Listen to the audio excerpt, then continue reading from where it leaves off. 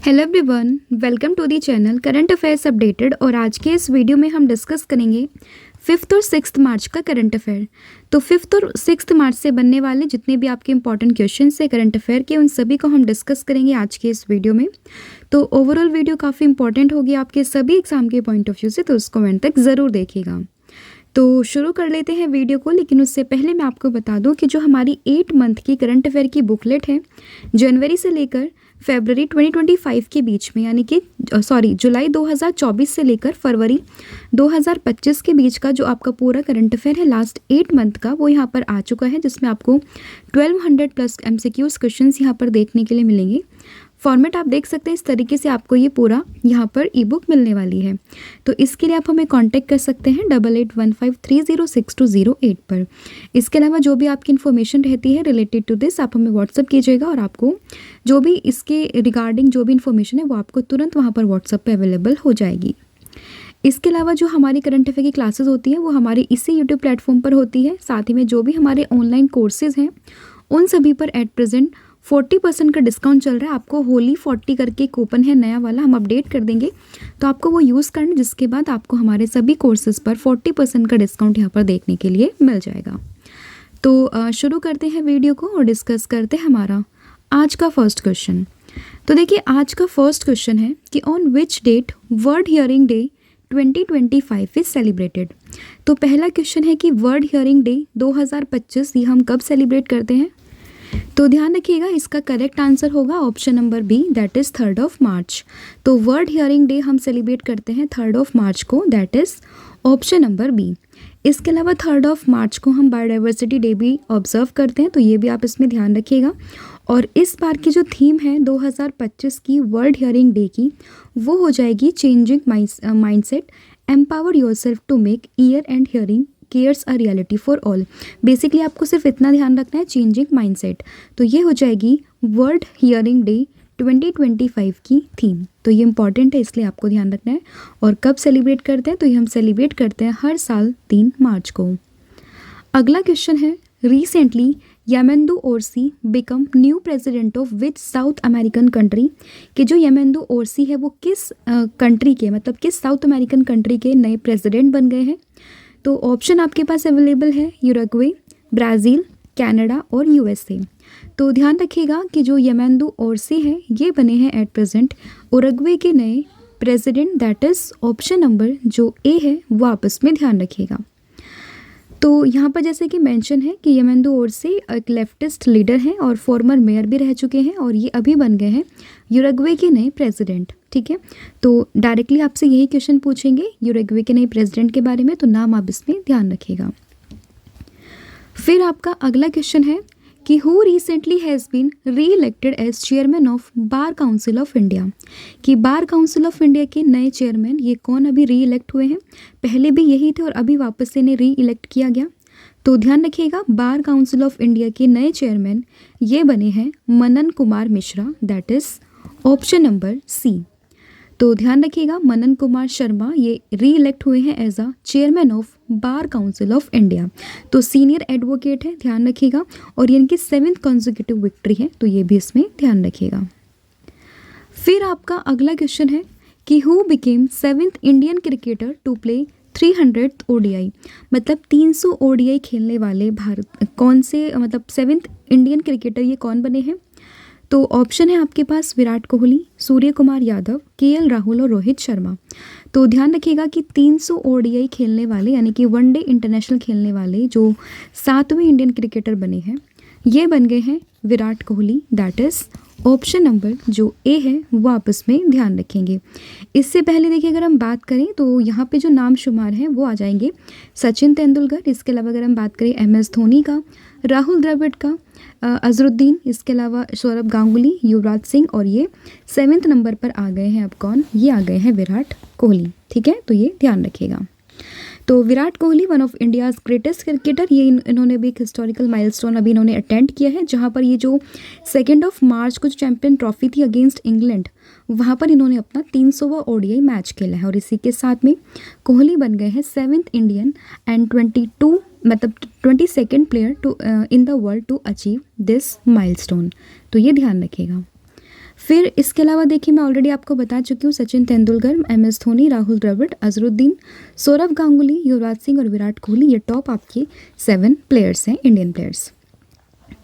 फिर है recently Donald Trump declared which language as the official language of the United States, कि United State ने अभी जो वहाँ के प्रेसिडेंट है डोनाल्ड ट्रंप, तो उन्होंने किस लैंग्वेज को एक ऑफिशियल लैंग्वेज वहाँ पर डिक्लेयर किया है। तो ध्यान रखिएगा ये किया है इंग्लिश को, that is option number C. तो देखिए मार्च 1 को क्या हुआ है कि जो अमेरिका के प्रेसिडेंट है डोनाल्ड ट्रंप, उन्होंने एक एग्जीक्यूटिव ऑर्डर को साइन किया जहाँ पर इन्होंने इंग्लिश को अपनी ऑफिशियल लैंग्वेज यानी कि यूएस की ऑफिशियल लैंग्वेज डिक्लेयर कर दिया गया है, किसको, इंग्लिश को। और ऐसा पहली बार था, that is this is the first time in US history that the federal government has officially declared a national language. और वो नेशनल लैंग्वेज कौन सी है, तो वो हो जाएगी यहाँ पर इंग्लिश, ठीक है, तो ये ध्यान रखिएगा। फिर आपका अगला क्वेश्चन है कि Border Road Organization functions under which ministry. तो ये क्वेश्चंस इंपॉर्टेंट है, कई बार बच्चे इसमें कंफ्यूज भी करते हैं। तो ध्यान रखिएगा कि जो BRO है वो फंक्शन करता है under the ministry of defence, that is option number C. अब भी क्वेश्चन न्यूज़ में था क्योंकि रिसेंटली अभी एक न्यूज़ थी कि 14th BRO workers, that is जो अभी अगर हम बात करें किस चीज़ की, जो बॉर्डर रोड ऑर्गेनाइजेशन है उसके 14 मेंबर क्या थे, उन्हें रिसेंटली रेस्क्यू किया गया है फ्रॉम दी एवलांचे इन माना, उत्तराखंड, चमोली डिस्ट्रिक्ट में हुआ था वहाँ से। तो उसी के बाद में न्यूज़ में था। तो ध्यान रखिएगा कि ये जो BRO है वो वर्क करता है under the ministry of defence, तो ये आपने इसमें ध्यान रखना है। फिर आपका अगला क्वेश्चन है कि Auroville culture township which was seen in the news recently is administered by which ministry. तो ओरेवली अगर हम बात करें कल्चरल टाउनशिप की, तो सबसे पहले आपको ध्यान रखना है ये कहाँ पर है, तो ये हो जाएगा पुडुचेरी में। अब आपसे पूछा गया कि किस मिनिस्ट्री के अंदर काम करता है, तो ध्यान रखिएगा अगर बच्चे कंफ्यूज करेंगे मिनिस्ट्री ऑफ कल्चर से, पर ध्यान रखना ये वर्क करता है under the ministry of education, that is option number A. तो ओरेवली कल्चरल टाउनशिप की बात करें किसके अंदर आता है, तो ये आता है मिनिस्ट्री ऑफ एजुकेशन के अंदर, ठीक है। और ये इसकी अभी न्यूज़ में था क्योंकि इसने अभी 57th एनिवर्सरी अभी मनाई है, तो उसी के बाद ये न्यूज़ में था, तो इसीलिए इसकी चर्चा हुई है। और इसके अलावा आपको ध्यान रखना है कि यूनेस्को ने एंडोर्स किया ओरेवली थ्रू रेजोल्यूशन इन 1966, 1968, 1970, 1983, और ये एडमिनिस्ट्रेड होता है by the ministry of education under the Auroville foundation act 1988। तो ये ध्यान रखिएगा। और ये जो टाउनशिप है ये आपको तमिलनाडु नियर पुडुचेरी देखने के लिए मिल जाएगा, तो ये आपको ध्यान रखना है। फिर है Joenga tribe recently seen in news is primarily found in which state. अगर हम बात करें जोएंगा ट्राइब्स की, तो ये बेसिकली किस स्टेट में प्राइमरीली देखने के लिए मिलती है, तो ध्यान रखिएगा ये मिलती है उड़ीसा में, that is option number C. Again ये ट्राइब भी न्यूज़ में थी तो पूछ सकते हैं आपसे, तो ध्यान रखिएगा कहाँ पर होती है, ये होती है उड़ीसा में। न्यूज़ में क्यों थी, तो देखिए नेशनल ह्यूमन राइट कमीशन, जिसको हम शॉर्ट में कहते हैं NHRC, उसने एक एक्शन सॉर्ट किया जिसमें टेकन रिपोर्ट फ्रॉम दी कोहिंसर district magistrate on alleged human right violation of the Jonga tribe. मतलब बेसिकली एक NHRC ने एक एक्शन लिया, मतलब उसमें क्या हुआ था ना कि जो एक ट्राइब के पीपल थे उनके जो ह्यूमन राइट थे उनको वायलेट किया जा रहा था, तो उसके कॉन्टेक्स्ट में कुछ ये न्यूज़ में आए थे, तो वहीं से क्वेश्चन बना है कि ये जो ट्राइब है वो बेसिकली कहाँ पर है। तो ध्यान रखिएगा ये है बेसिकली उड़ीसा में, और ये जो ट्राइब है ये वन ऑफ 13 पर्टिकुलरली जो वनरेबल ट्राइबल ग्रुप्स होते हैं PVTGs उनमें से आती है। और ध्यान रखिएगा 2011 का जो सेंसस था उसके अकॉर्डिंग इनकी जो पॉपुलेशन है वो अराउंड 50,000 है, तो ये भी ध्यान रखिएगा। फिर है who won the double title at the Dubai tennis championship 2025, की जो दुबई टेनिस चैम्पियनशिप हुई है 2025 उसमें डबल टाइटल किसने जीता है। तो ध्यान रखिएगा इसका जो सही आंसर होगा वो है option number A, that is Yuki Bhambri और साथ ही में एलेक्सी पॉपरियन। तो ध्यान रखिएगा यूकी बाबरी की बात करें तो ये इंडिया से हैं, और एलेक्सी पॉपरियन की बात करें तो ये ऑस्ट्रेलिया से हैं, ठीक है। और इन्होंने ही जीता है अभी दुबई टेनिस चैम्पियनशिप 2025, और इनका पहला ATP 500 डबल टाइटल था। फिर है on which date National Safety Day 2025 is celebrated. तो नेशनल सेफ्टी डे की अगर हम बात करें तो ये हम कब सेलिब्रेट करते हैं, तो ये सेलिब्रेट होता है 4 मार्च को, that is option number D. तो 4 मार्च को हम सेलिब्रेट करते हैं क्या, बेसिकली नेशनल सेफ्टी डे, ठीक है। और इस बार की जो थीम थी वो थी safety and wellbeing crucial for the Viksit Bharat, तो ये ध्यान रखिएगा। फिर recently a renowned Indian scientist core member of group 1890 died at the age of 92। तो ये कौन थे? तो बेसिकली अभी एक इंडियन आर्टिस्ट थे जिनके भी डेथ हुई है एट द एज ऑफ 92, और आपसे पूछा गया है कि इनका नाम क्या था। तो ध्यान रखिएगा, इनका नाम था हिम्मत शाह, जिनकी अभी रिसेंटली डेथ हुई है। तो ध्यान रखिएगा, ऑप्शन जो ए है वो यहाँ पर करेक्ट हो जाएगा। और ये बेसिकली कोर मेंबर थे ग्रुप 1890 के, an association of the modern artist. और काफ़ी सारे इन्होंने अपनी टेराकोटा जो है टेक्निक इस्तेमाल करके सेरेमिक, तो उन्होंने काफ़ी सारे स्कल्पचर्स भी बनाए हैं और इन्हें काफ़ी सारे अवार्ड्स भी मिले हैं, जैसे कि ललित कला अकेडमी नेशनल अवार्ड्स, इसके अलावा Bombay art society award, Jammu and Kashmir university gold medal, इसके अलावा साहित्य कला परिषद का अवार्ड और कालिदास सम्मान बाय मध्य प्रदेश गवर्नमेंट। तो काफ़ी सारे अवार्ड्स इनको मिले हैं, ध्यान रखिएगा। और इनकी अभी डेथ हुई है एट द एज ऑफ 92। नाम था हिम्मत शाह। फिर रिसेंटली IRCTC और IRFC have been given Navratna status by the centre. तो आपसे पूछा गया कि अभी एट प्रेजेंट इंडिया में कितनी नवरत्न कंपनी हो गई है। तो IRCTC और IRFC के बाद में इंडिया में जो नवरत्न कंपनी की संख्या हो गई है वो हो गई है 26, दैट इज़ ऑप्शन नंबर ए। ठीक है, तो IRCTC की बात करें यानी कि Indian railway catering and tourism corporation, और ये बनी है 25th नवरत्न कंपनी। और IRFC यानी कि इंडियन रेलवे फाइनेंस कॉरपोरेशन की बात करें तो ये बनी है 26th नवरत्न कंपनी। ठीक है, तो ध्यान रखिएगा कितनी हो गई है, तो एट प्रेजेंट हो गई है 26। फिर है recently the first ever riverine dolphin estimation have been released by हुम। तो पहली बार किसके द्वारा जो first ever riverine dolphin estimation है वो किसने रिलीज़ किया है? तो ध्यान रखिएगा, ये क्या है, हमारे देश के प्राइम मिनिस्टर नरेंद्र मोदी जी ने, that is option number A. एक तो रिपोर्ट पब्लिश हुई है अभी first ever riverine dolphin estimation की, जिसको पब्लिश किया है PM नरेंद्र मोदी ने, and the report was release during the 7th meeting of the national board of wild life at Sasan Gir in Junagadh district. इस रिपोर्ट ने हाईलाइट किया कि इंडिया में 6327, ये नंबर आपको ध्यान रखना है, इतने डॉल्फिन एट प्रेजेंट है, यानी कि 6327 dolphins are present in India at present. और इसके अलावा अगर हम बात करें कि सबसे ज़्यादा जो नंबर ऑफ डॉल्फिन मिली है किसी स्टेट में, तो वो मिली है यूपी में, followed by the Bihar and then West Bengal. ठीक है, तो टोटल नंबर ऑफ डॉल्फिन कितनी मिली है? 6327। टॉप पर जो स्टेट है वो हो जाएगा यूपी, उसके बाद आता है बिहार और उसके बाद आता है यहाँ पर वेस्ट बंगाल। ठीक है, तो ये ध्यान रखिएगा। और ये first ever river and dolphin estimation था जिसको रिलीज़ किया किसने? PM नरेंद्र मोदी ने। ठीक है, तो ये ध्यान रखिएगा। फिर आपका अगला क्वेश्चन यहाँ पर होगा कि who became the India's first women who crossed 16 metre in indoor shot put. तो फर्स्ट विमेन कौन बनी है जिसने कि 16 मीटर इंडोर शॉटपुट को यहाँ पर क्रॉस किया है?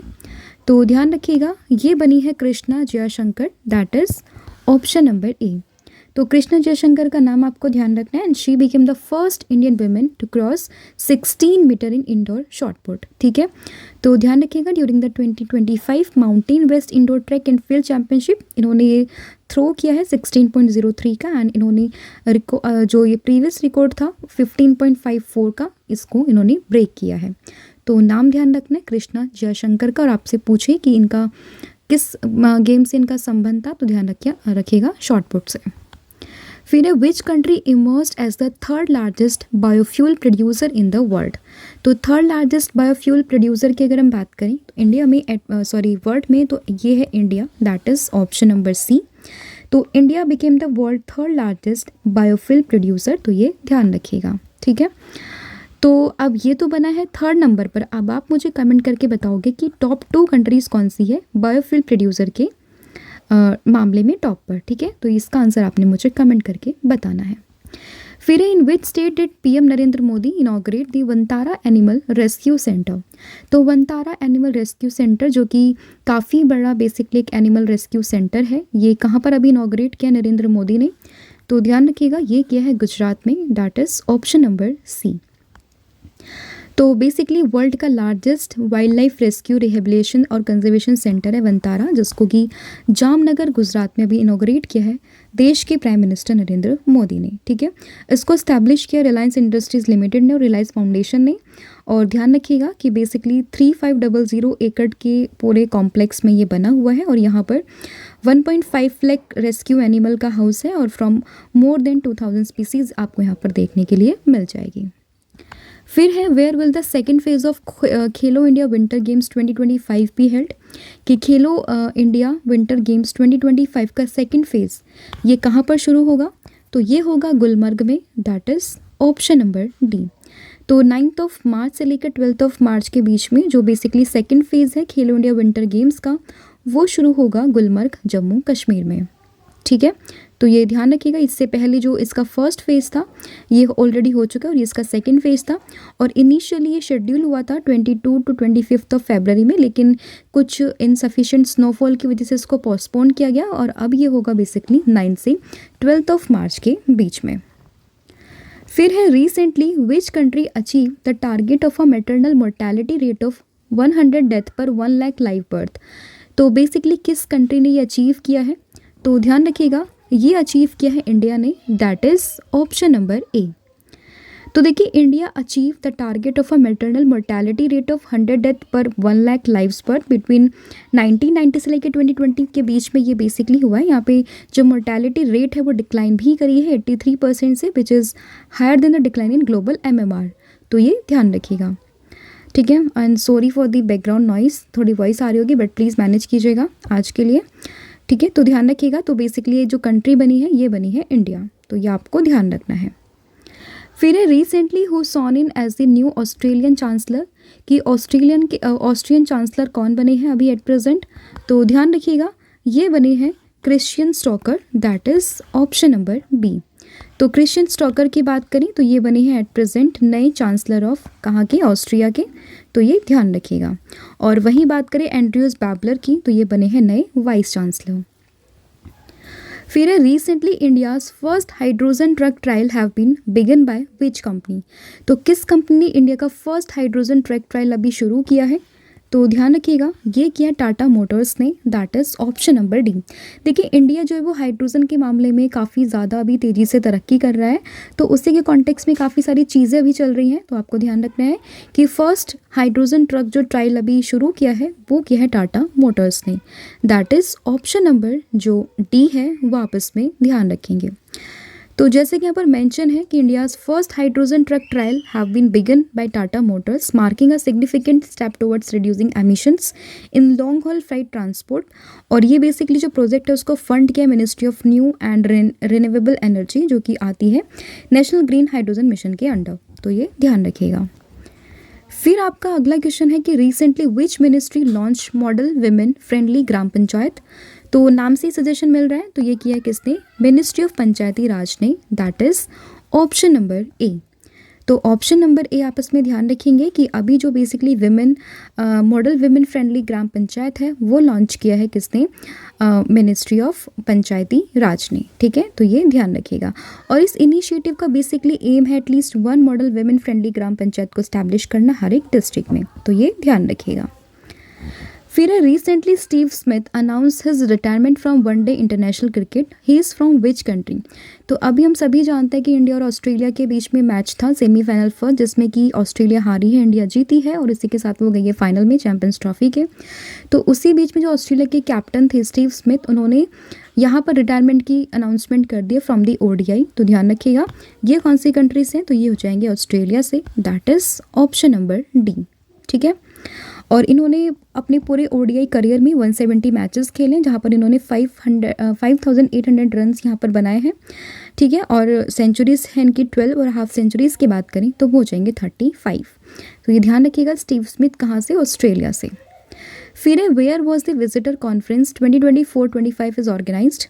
तो विजिटर कॉन्फ्रेंस की बात करें तो ये कहाँ पर हुई है, तो ध्यान रखिएगा ये हुई है न्यू दिल्ली में। दैट इज़ ऑप्शन नंबर जो ए है वो आप इसमें ध्यान रखेंगे। ठीक है, तो प्रेसिडेंट द्रौपदी मुर्मू ने इसको इनॉग्रेट किया है राष्ट्रपति भवन नई दिल्ली में। ठीक है, जिसमें कि उन्होंने हायर एजुकेशन जो है इंडिया की फ्यूचर इसको हाईलाइट किया है। और ये फर्स्ट एवर विजिटर कॉन्फ्रेंस थी जो कि प्रेसिडेंट प्रणब मुखर्जी के बाद में अभी हुई है। ठीक है, मतलब बेसिकली नहीं, एक सेकेंड, हाँ, कि फर्स्ट एवर जो विजिटर कॉन्फ्रेंस थी वो इनॉग्रेट करी थी प्रेसिडेंट प्रणब मुखर्जी ने 2015 में। ठीक है, तो ध्यान रखिएगा। और ये and she present the 8th visitor awards to the top researchers in the quantum tech, pharmaceutical, aquaculture, cancer research and the plastic to fuel conversion. ठीक है, तो ये ध्यान रखिएगा। फिर what is the name of the iron containing mineral recently link to the red colour of the Mars. अभी Mars की red colour से लिंक जो अभी मिनरल्स की बात हो रही है तो वो कौन सा आयरन कंटेनिंग मिनरल है, ध्यान रखिएगा। तो ये हो जाएगा ferrihydrite. That is option number C. हम सभी जानते हैं कि फेरस बेसिकली यहाँ पर अगर हम बात करते तो रेड कलर के कॉन्टेक्स्ट में ज़्यादा यूज़ करते हैं। तो ध्यान रखिएगा कि एक स्टडी ने भी सजेस्ट किया है कि जो मार्स का रेड कलर है वो may be due to the iron containing mineral which is ferrihydrite. तो ये ध्यान रखिएगा। फिर recently which Indian cricketer become the brand ambassador of the MRF। तो MRF टायर्स जो हैं तो उसी के जो ब्रांड एम्बेसडर बने हैं वो बने हैं Shubman Gill. That is option number B. ठीक है, तो शुभमन गिल की बात करें जो कि अभी रिसेंट पे नंबर 1 रैंक्ड ODI बैटर हैं, तो वो अभी बन गए हैं MRF नेम के ब्रांड एम्बेसडर। तो ये इसमें आप ध्यान रखिएगा। ठीक है, तो ये था आपका आज का करंट अफेयर जिसमें हमने टोटल 5th और 6th के दोनों के कंबाइंड करंट अफेयर को डिस्कस किया है। इसके अलावा 8 मंथ के करंट अफेयर मैं आपको ऑलरेडी बता चुकी हूँ, आप इसको परचेज कर सकते हैं। लिंक आपको डिस्क्रिप्शन में अवेलेबल होगी। अदरवाइज कोई भी क्वेरी होती है तो आप हमें व्हाट्सअप कर सकते हैं 8815306208 पर। इसके अलावा अगर हम बात करें ऑनलाइन क्लासेस हमारी इसी प्लेटफॉर्म पर होती है और कोई भी अगर आपको हमारा ऑनलाइन कोर्स चाहिए होता है तो आप उसको अवेल कर सकते हैं। एट प्रेजेंट जो कूपन चल रहा है वो है होली 40 के नाम से। होली का 40% डिस्काउंट यहाँ पर है तो आप उसको भी यूज़ कर सकते हैं। और अगर आप 12 मंथ का पूरा करंट अफेयर चाहते हैं तो उसका भी पूरा कंपाइलेशन यहाँ पर अवेलेबल है तो आप उसको भी चेक कर सकते हैं। ठीक है, तो ये था आपका आज का पूरा वीडियो। तो अगर आपको वीडियो पसंद आई है तो वीडियो को लाइक करें, शेयर करें, सब्सक्राइब करें और इसके अलावा जो भी आपका फीडबैक रहता है वो हमें कमेंट सेक्शन में ज़रूर दें। तो आज के लिए thank you so much, have a good day, wish you all the very best for your upcoming exams. Thank you.